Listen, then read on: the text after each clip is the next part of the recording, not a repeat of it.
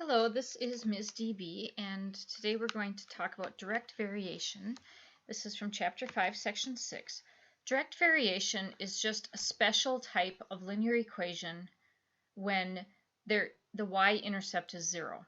So the line will always go through the y-axis at 0. So it'll always be in the form y equals some number times x. There will be no plus or minus after it. It'll just be y equals something x. And the something is what we call k. So in this equation, y equals k times x. K, which we call the constant of variation. So here's an example, y equals 3/4 x.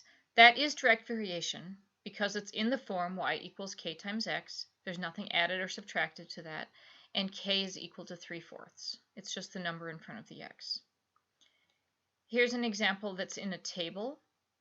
If you find the slope of the points in this table, you will find that the slope is, let's see, the change in y values is 2 and the change in x values is 1.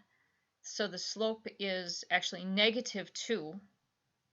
So k is equal to -2, and the equation would be y equals -2x. And let's see, here's another example. If you know what y is and you know what x is, you can use that to find k. It's just y divided by x. And then you can go ahead and get what k is equal to. Here's another example with that. All right, so let's look at some problems where we are going to be using direct variation. One of the things that you'll be doing in your assignment is deciding whether or not you have direct variation. And in that case, you need to have y equals. And once you have y equals, you can look at it and see if it's kx with nothing added or subtracted. If it is, then you know what the constant of variation is, which in this case would be -1/2. And then in some of them, we're going to, if it'll be a table, and you'll tell whether or not it's direct variation. So if you take y divided by k, y over k in each of these, and you get the same thing, then all your k's would be the same, then that would be direct variation. All right, so let's do, in number 1, all you have to do is say what is k. So what is the number in front of the x? So in number 1, it's really easy. In number 2, it would be easier if we wrote this a little different. We could write this as y equals 1/3 times x. And then it's an easier time to see that the number in front of the x, in fact, it's a fraction this time, so your k would be 1/3. And then in number 3, we have to solve for y first. So it's -2 times y, so we would have to divide both sides. I don't want to be drawing a line the whole way, but I guess I'm going to. We would divide by -2, and we would get y equals 5 divided by -2 times x. So now that it's written in that form, you can see that the k would be whatever 5 divided by -2 is. You could write that as a decimal, or you could write it as a fraction. That's fine too. All right, in number 4, 5, 6, and 4 and 5 are just equations, and you have to solve for y and then say whether or not it's direct variation. Remember, once you solve for y, if there's anything added or subtracted after the x term, then it's not. So in number 4, if we solve for y, we would subtract x from both sides. So we would get y equals 12 minus x. Or you could write this as y equals -x plus 12. And if you wanted to, you could put a 1 in front of that. So it'd be -1x plus 12. But is this direct variation? Can we have a plus 12 added to the end of it? No. So number 4 is no, it's not direct variation. Number 5, we have to solve for y. And right now, the y is being multiplied by a 4.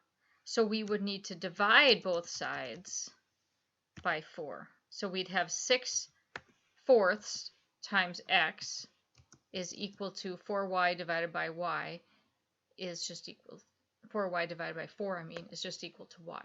So this one is direct variation, and then you can simplify this number, and then that's your constant of variation.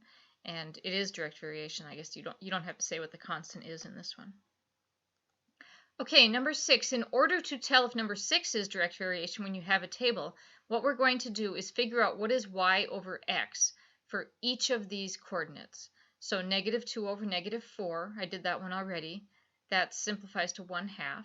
Then do -1 over -2 and simplify, and then do 2 over 4 and simplify. If you get the same number for each of these, then you would say, yes, it's direct variation. This is similar for these next problems. You're going to solve for y. Say yes or no, is it direct variation? And if yes, say what the k is. Let's do number 10. I'm going to see if my pen tool is working here. In number 10, we have -8y is equal to 24x. So what we need to do is figure out what is y equal to. Because right now, y, it's not letting me draw, but that's okay, I can type. Right now we have y being multiplied by -8. So we would have to divide both sides by -8 because that undoes the multiplication. So we'd have 24 divided by -8 and then times x. So it looks like it is direct variation. In order to tell what k is, though, let's simplify the 24 divided by -8. 24 divided by 8 is 3, but we have that negative. So we would say that this, yes, is direct variation, and then k is equal to -3. There we go. Now it kind of fits. Remember, for the table, in order to tell if your table is direct variation or not, you have to take y over x for each of the coordinate pairs. So you'll be doing it 3 times. In order for it to be direct variation, you have to have that simplified to the same number every time. If it does, then it's direct variation. If it doesn't, then it's not a direct variation. So if you get some number besides the exact same thing when you take y over x, and you can use a calculator and you can get a decimal number, but the decimal numbers have to be exactly the same to be direct variation. When we graph direct variation, I talked about how it will always go through 0 on the y-axis. Now, in online school, sometimes it's hard to make graphs. You know, we have to use Sketchpad or another program really to make our graphs. But we can describe our graphs and say what they would look like. So we will do that for a problem. Also, we will be using another type of problem where we will be finding the equation for direct variation given a couple points. So if we have, let's look at this example here. If we know that y is 8 and x is 24, then we can write a direct variation equation just knowing those two things. The find y when x is 27, hold off on that for a minute. Let's just write the equation first. So to write the equation, we write it in the form for direct variation, y equals k times x. Then we plug in 8 for y because they told us that y was 8, and we plug in x is 24, so 24. We use this to solve for k, so we divide both sides by 24 and we get 1/3. Now we can write our equation. Now we know what k is, so we put our y back, y equals, plug in your k, 1/3, put your x back. Now we can answer the rest of the question, which said find y when x equals 27. So now we replace x with 27 in order to find what y would be, and we'll get that y is 9. So you have a couple questions like that and then a graphing one. So number 15, let's do 15. The value of y varies directly with x. That means that we can write y equals kx. We can write our form for direct variation. Then it says that y equals 5 when x equals 20. So I replace y with 5. I don't know what k is, but x is going to be 20. Now I solve that equation to find k. So I divide both sides by 20, and 5 divided by 20 will be equal to my k value. You can simplify that because 5 goes into 5 one time, and 25 goes into 24 times. So now we know that k is equal to 1/4. So our equation, our direct variation equation, will be y equals 1/4 times x. Now we can finish the question, which says, now that we know that, it says we are supposed to find y when x equals 35.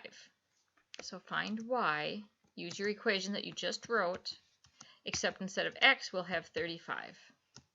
So now we can use your calculator, and let's see, 1/4 of 35. So 1/4 is equal to 0.25 times 35 is equal to 8.75. So y is equal to 8.75. So sometimes you'll get decimal answers, and that's absolutely fine. That happens. In the last question, you are going to write the equation. 2.13 will be your k. And you don't have to draw the graph on here if that's difficult. You can graph it if you can, but describe the graph. Like, where will it cross the y-axis? What will its slope be? The slope is equal to k in these equations. In direct variation, m, the slope is equal to k. All right, that's about it. Have a wonderful day, and please let me know if you have any questions. Thank you very much.